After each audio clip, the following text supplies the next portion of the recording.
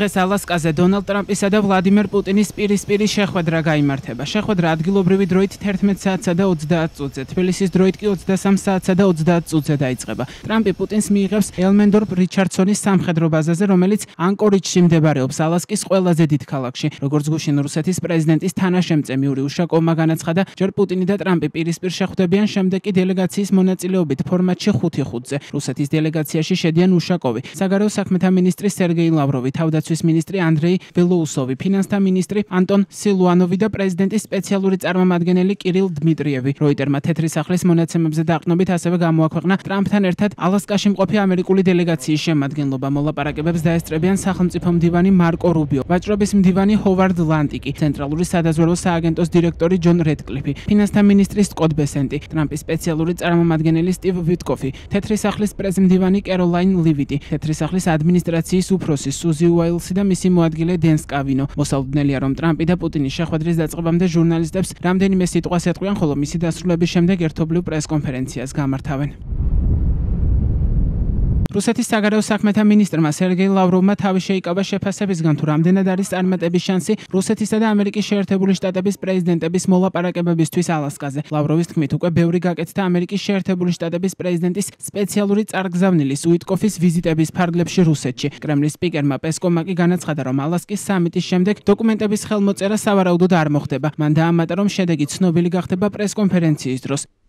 ალასკაში ტრამპთან სამიტის შემდეგ ჩვენ არ ველით რაიმე დოკუმენტის გაფორმებას, არაფერი ყოფილა მომზადებული და არც დოკუმენტი გაფორმდება, თუმცა ერთობლივ პრესკონფერენციაზე პუტინი წარმოადგენს შეთანხმებებსა და ურთიერთგაგებებს, რომლებიც შესაძლებელია მიღწეულ იქნეს ორი ქვეყნის ლიდერს შორის.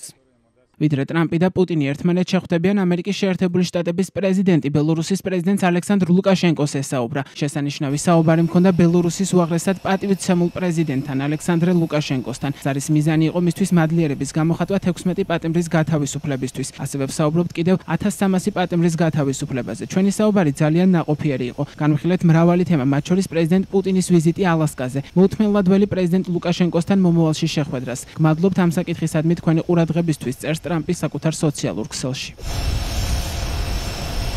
როგორი შეიძლება იყოს შეთავაზებები ტრამპისა და პუტინის შეხვედრაზე 2021 წლის შემდეგ პირველი ამერიკის შეერთებული შტატების და რუსეთის უმაღლესი დონის სამიტის შესახებ შეთანხმება გასულ კვირას ამერიკის შეერთებული შტატების პრეზიდენტის სპეციალურ წარგზავნილ სტივ უიტკოფსა და ვლადიმერ პუტინის შორის შეხვედრის შედეგად მიიღწა. უიტკოფი მოსკოვში 6 აგვისტოს ჩავიდა, ხოლო 8 აგვისტოს იწურებოდა ულტიმატუმის ვადა, რომელზეც ტრამპმა ივლისის ბოლოს განაცხადა. მაშინ პუტინთან უშედეგო სატელეფონო საუბართა სერიის შემდეგ მან განაცხადა, რომ იმედგაცრუებულია რუსეთის ლიდერით და აძლევს მას 10 დღეს იმის საჩვენებლად, რომ ნამდვილად მშვიდობას ისახავს მიზნად. წინააღმდეგ შემთხვევაში ტრამპმა გააფრთხილა, რომ ამერიკის შეერთებული შტატები რუსეთის წინააღმდეგ ახალ სანქციებს შემოიღებდა, ასევე დააწესებდა ძალიან მკაცრ ტარიფებს მის სავაჭრო პარტნიორებზე. თუმცა უიტკოფისა და პუტინის შეხვედრის შემდეგ ტრამპის რიტორიკა შერბილდა. მან მოსკოვში მოლაპარაკებები პროდუქტიულად შეაფასა და განაცხადა, რომ მისმა სპეციალურმა წარგზავნილმა მნიშვნელოვან პროგრესს მიაღწია. რუსეთის პრეზიდენტის თანაშემწე უშაკოვმა კი განაცხადა, რომ კრემლმა უიტკოფისგან სრულებით მისაღების შეთავაზება მიიღო. რა არის ეს შეთავაზება, ამ დრომდე უცნობია. ვიდრე ტრამპისა და პუტინის შეხვედრა ალასკაზე გაიმართება, ამერიკის შეერთებული შტატების პრეზიდენტმა განაცხადა, რომ რუსეთსა და უკრაინას შორის შეთანხმება შეიძლება გულისხმობდეს გარკვეულ ტერიტორიულ გაცვლას. ორშაბათს 11 აგვისტოს შტატების პრეზიდენტმა კიდევ ერთხელ გაიმეორა ეს განცხადება და თქვა, რომ ამ გაცვლაში მისი აზრით უკრაინისთვის როგორც ნეგატიური, ასევე პოზიტიური მომენტები იქნება. მეორე დღეს გაზეთმა Daily Telegraph-მა დაწერა, რომ უკრაინა შეიძლება დათანხმდეს რუსეთისთვის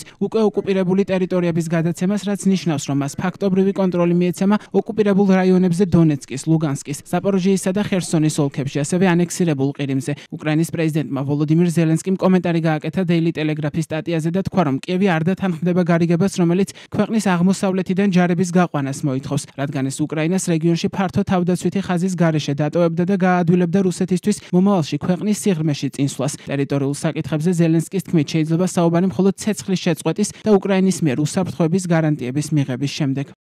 ოთხშაბათს ევროპელმა ლიდერებმა, რომლებიც შეშფოთებულნი იყვნენ ალასკის სამიტის შედეგების გაურკვევლობით, ონლაინ შეხვედრა გამართეს ტრამპთან, რომლისთვისაც ზელენსკი ბერლინში ჩავიდა. ევროპელი ლიდერები არაერთხელ უსვამდნენ ხაზს, რომ ისინი მხარს უჭერენ მის სამშვიდობო ინიციატივებს, თუმცა ამასთან ამბობდნენ, რომ ნებისმიერი შეთანხმება, რომელიც უკრაინის მომავალს შეეხება, მხოლოდ მისი მონაწილეობით უნდა განიხილებოდეს. ევროპელები იმედოვნებდნენ, რომ ეს შეხვედრა ნაწილობრივ მაინც დააბალანსებდა ტრამპისა და პუტინის მომავალ მოლაპარაკებებს და მისცემდა მათ საშუალებას ამერიკის პრეზიდენტისთვის განემარტათ, რა რისკები შეიძლება ჰქონდეს კიევის ინტერესების უკრაინის საზიანოდ გაფორმებულ ზავს. მიაღწიეს თუ არა ამასრულად, რთული სათქმელია მთლიანობაში ევროპელებმა ტრამპთან საუბარი დადებითად შეაფასეს. ევროკომისიის პრეზიდენტმა ურსულა ფონ დერ ლაიენმა საუბარი ამერიკის შეერთებული შტატების პრეზიდენტთან ძალიან კარგად შეაფასა, ხოლო ვირტუალური შეხვედრის ორგანიზატორმა გერმანიის კანცლერმა ფრიდრიხ მერცმა თქვა, რომ მშვიდობის იმედი უკრაინაში არსებობს. ტრამპმა განაცხადა, რომ ძალიან კარგი საუბარი ჰქონდა ევროპელ ლიდერებთან და შესთავაზა სამხრების შეხვედრა რუსეთისა და უკრაინის პრეზიდენტების მონაწილეობით. თუ ალასკაზე პუტინთან სამიტი წარმატებით დასრულდება, თუ პუტინი არ დათანხმდება ცეცხლის შეწყვეტას, რუსეთს ძალიან სერიოზული შედეგები ელოდება, განაცხადა ტრამპმა. ოთხშაბათს საღამოს CBS News-მა ანონიმურ წყაროებზე დაყრდნობით განაცხადა, რომ ონლაინ სამიტის დროს ტრამპმა ზელენსკი და ევროპელი ლიდერები დაარწმუნა, რომ არაპირებს პუტინთან ტერიტორიული საკითხების განხილვას და კონცენტრირდება მხოლოდ ცეცხლის შეწყვეტის მიღწევაზე. RIA Novostis კორესპონდენტის ინფორმაციით ალასკაზე პუტინისა და ტრამპის შეხვედრის გასაშუქებლად ჩასული რუსი ჟურნალისტები Alaska Airlines ცენტრის მრავალფუნქციურ არენაზე განათავსეს მედიის წარმომადგენლებს გამოუყვეს ჰოლის საძინებელი ადგილებით, რომლებიც წარმოადგენს შირმებით გამეჯნულ ნომრებს რამდენიმე საწოლით. ანკორიჩი ტრამპ-პუტინის სამიტის წინ უკრაინის მხარდამჭერი მიტინგი გაიმართა და პუტინის ამერიკის შეერთებულ შტატებში ჩასვლის წინააღმდეგ მიტინგზე რამდენიმე ასეული ადამიანი გამოვიდა.